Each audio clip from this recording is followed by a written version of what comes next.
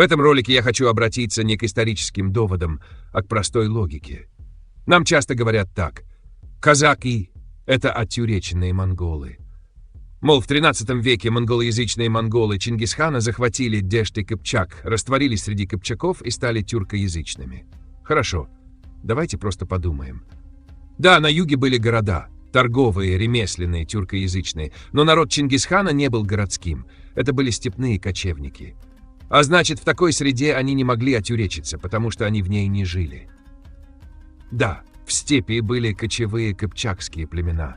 Допустим, тюркизация шла от них. Но ведь и там это было не так просто. Потому что это были те же кочевники, которые кочевали в бескрайних степях, разрозненно, родами, на больших расстояниях друг от друга. Это была не плотная среда, не города, где язык меняется быстро. Эти племена не сидели вместе в школах, они не смотрели вместе телевидение. Это была степь, а не многоэтажка. Каждый род кочевал отдельно, каждая семья жила сама по себе.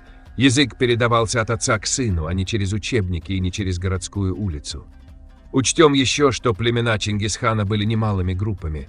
Это были многочисленные племена и не подчиненные, а завоеватели, черт возьми.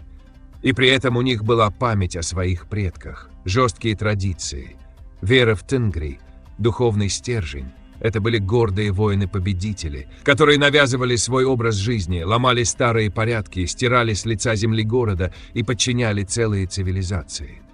И нам предлагают поверить, что такие племена всего за пару веков полностью потеряли себя и растворились в среде завоеванных народов. В своем ли уме такие ученые? А теперь контрольный пример. В Монголии, на севере страны, в тайге, в окружении монголоязычного мира веками живет крошечный тюркский народ – цаатаны. Их несколько сотен человек. У них нет государства, нет армии, нет империи, но они до сих пор говорят на тюркском языке. Если маленький народ в монголоязычной среде, даже в условиях современного информационного поля, язык не потерял, то как грозные завоеватели 13 века всего за пару веков потеряли себя среди завоеванных народов. Ведь численно народ Чингисхана даже не был в меньшинстве. Это не парадокс, это подсказка.